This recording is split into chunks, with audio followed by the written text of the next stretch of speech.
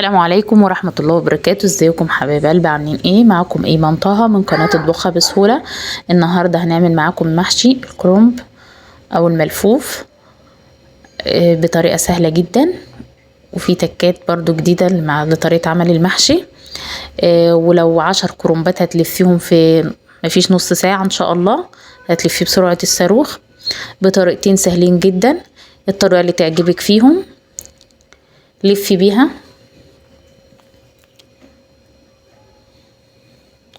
زي ما انتوا شايفين كده، ما شاء الله شكله بيفتح النفس. وطبعا الجو البرد اللي احنا فيه ده بيحتاج المحشي الكرنب. بسم الله الرحمن الرحيم، صلى على رسول الله عليه افضل الصلاة والسلام. معانا بصلتين كبار، انا بقطعهم كبير كده، ما بحبش اقطع البصل قطع صغيرة للمحشي بصراحة، زي ما انتي بتحب تقطيع البصل ده على حسب ذوقك. بحطه معاهم قبل ما احطه على النار، بحط معاهم مكعب من مرق الدجاج، ودي حتة لحمة كده سمينة، عليهم معلقة من السكر صغيرة من السكر.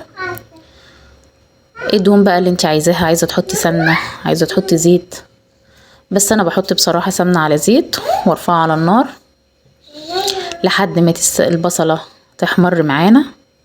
كل ما البصلة يعني تحطيها بيضة مش بتدي لون حلو للصلصة، انما لو حطيتيها تتحمر حلو هتدي معانا لون حلو للطماطم. بعد كده بضيف عليها الصلصة، ده كيلو من الطماطم، وبحط ربطة. بعد ما استوت الصلصة وشربت كل المية اللي فيها، بضيف عليها ايه 3 ربط، واحدة شبت، واحدة بقدونس، واحدة كزبرة.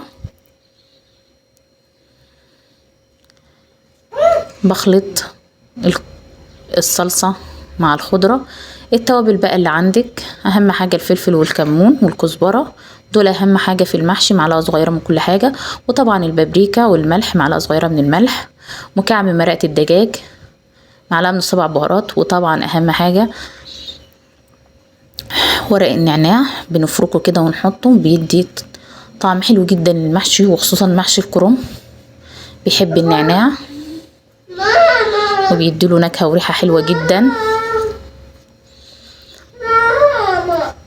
هنقلب المكونات دي كلها مع بعض.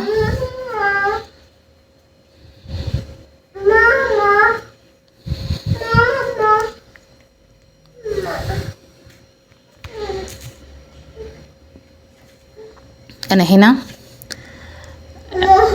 مشوحة حتة لحمة كبيرة، هي لحمة سمينة في حمرة، بشوحها مع بصل على النار لحد بقصقصها قطع صغيرة كده، لو عايزة تفرميها ماشي، لحد ما تستوي. وبعد كده بنزل بيها على ايه، على محشي الكرنب. والله العظيم بتخلي طعمه خرافة. حتة اللحمة السمينة دي بتخلي طعم الكرنب في حتة تانية، جربيها وان شاء الله هتدعيلي. بقلب كله مع بعضيه عشان يندمج كله مع بعضيه. انا هنا حاطه هضيف فلفل الوان، لو ما عندكيش حطي فلفل اخضر بس، وفلفل حامي لو عايزه تحطي، بيخلي طعم الكرنب في حته تانية الفلفل الالوان ده. لو عايزه تضيفيه ضيفيه، لو امكانياتك ما تسمحش خلاص حطي فلفل اخضر بس.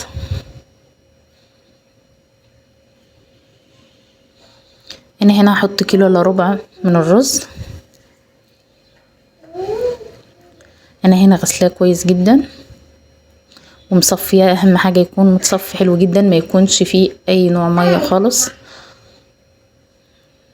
يكونش فيه ميه علشان السوائل الكتير في المحشي ما تكونش حلوه. بنقلب الخلطه دي مع بعضيها.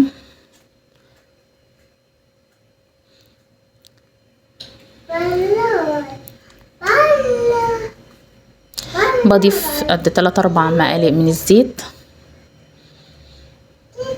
بعد ما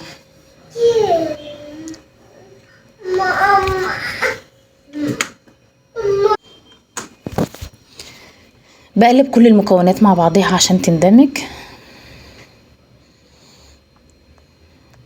هنا انا بعد ما قلبتها ونقلتها في بولة علشان نفس الحلة اللي عملت فيها دي انا هعمل فيها المحشي.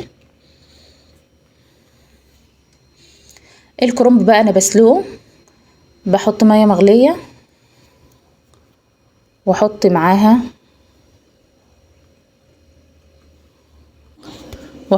معلقة،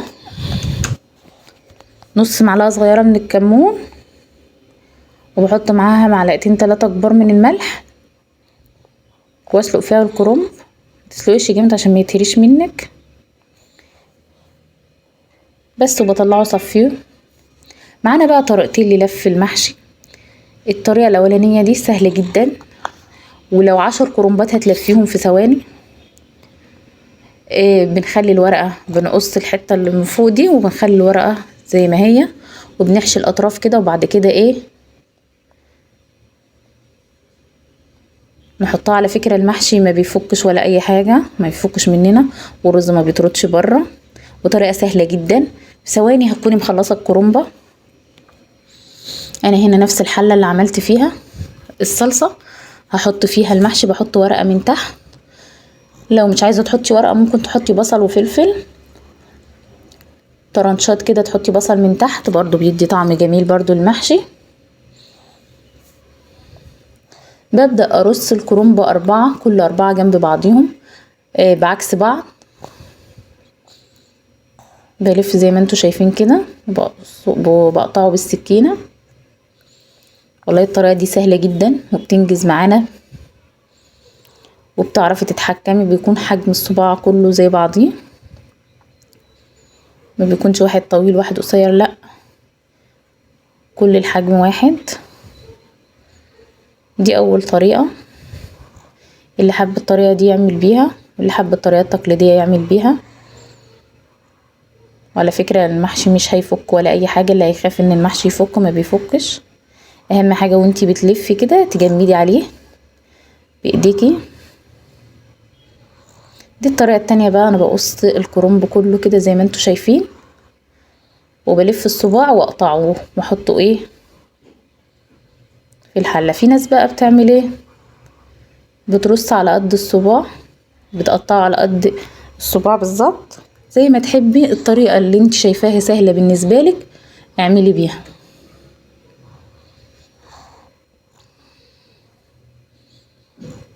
هنا انا ما شاء الله لفيت معاكم اهو 4، كل 4 جنب بعضيهم. المحشي بيطلع مستوي حلو جدا.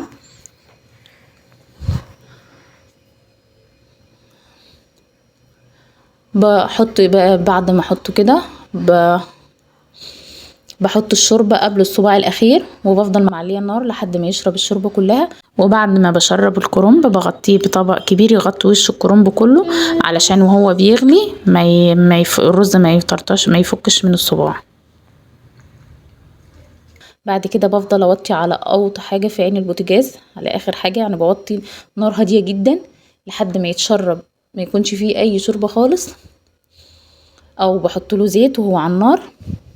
في الاخر كده بعد ما بطفي بحط له معلقة من السمنة البلدي. المحشي بيكون خطير، جربوا بالطريقة دي. زي ما انتوا شايفين المحشي بعد ما استوى طعمه وريحته تحفة. هتدعولي ان شاء الله. اللي جرب بقى الطريقة بتاعتي دي في المحشي ما ينساش يقول لي رأيه في التعليقات. ولو انتي اول مرة تشوفيني متنسيش تعملي لي لايك اشتراك في القناة ولايك علشان الفيديو يوصل لأكبر عدد ممكن، شير كتير جدا للفيديو ده. زي ما انتوا شايفين المحشي وجماله. وما تنسوش اهم حاجة تصلوا على رسول الله عليه افضل الصلاة واتم السلام. والسلام عليكم ورحمة الله وبركاته.